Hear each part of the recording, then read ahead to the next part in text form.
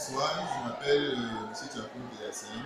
Ça, c'est une autre vidéo concernant mon projet que j'ai appelé Laboratoire virtuel. Ici, là, nous allons présenter un TP sur la mesure du pH d'une solution. Nous connaissons bien quelle est l'importance du pH. Nous allons donc faire un travail pratique sur la mesure du pH d'une solution. Ça, c'est un pH mètre. Nous allons utiliser un pH mètre. Ça aussi, c'est le papier pH. Nous allons utiliser le pH mètre qui est aussi plus précis. Nous allons utiliser une solution d'acide sulfurique. Nous allons utiliser de l'eau distillée et une solution aussi d'hydroxyde de sodium, NaOH. La solution d'eau distillée va nous permettre d'étalonner notre pH mètre. Donc voici le pH mètre. J'ai juste enlevé le bouchon. On l'allume là. On l'allume là. Mais là, il aura des valeurs qui sont erronées. Ce qu'on va faire, c'est qu'on va plonger dans de l'eau distillée et attendre un peu de temps pour lire la valeur. Là, on a une valeur de 4.0. On va ajuster cette valeur en tournant. Lorsqu'on va tourner, ça va augmenter et tout le monde, comme c'est une solution d'eau distillée, on doit être au niveau de 7. C'est à quel niveau là? 6, 5.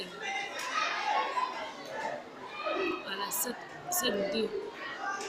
Ok, donc 6, c'est rentré. là on est à 6,6. On va encore tourner jusqu'à ce que ça nous donne 7. 8. C'est 7. 9, 6, 9, 7. Voilà. Là, ça nous donne 7, ça veut dire que notre pH mètre est vraiment étalonné. Pour vérifier qu'il est étalonné, on va donc plonger aussi notre pH mètre dans une solution d'acide sulfurique.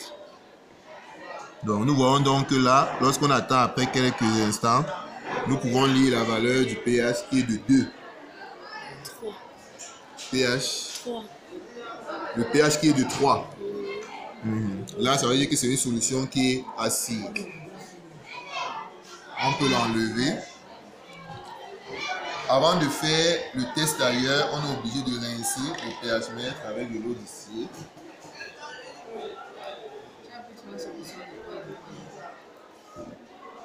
On doit rincer le pH mètre avec de l'eau distillée pour que ça ne donne pas de fausses valeurs.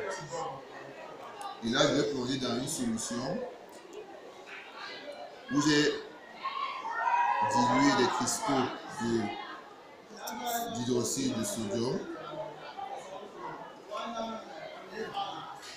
Je vais attendre après quelques instants pour voir la valeur du pH. Là, nous sommes à 11,7.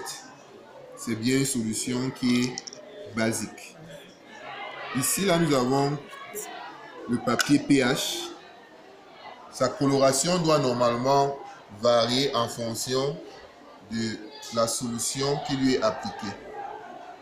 Là, je vais éteindre le pH mètre pour ne pas gaspiller la pile. Avec ma pipette,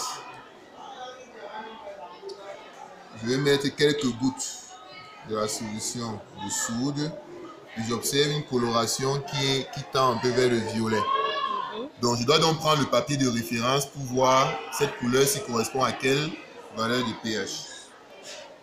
Je peux prendre l'autre côté. Je vais rincer ma pipette avec une solution distillée.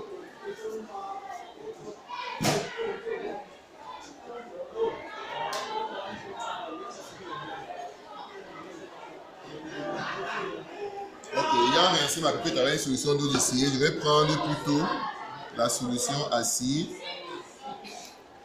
et je vais mettre de l'autre côté et observer la coloration. Vous voyez bien que la coloration est bien différente du violet.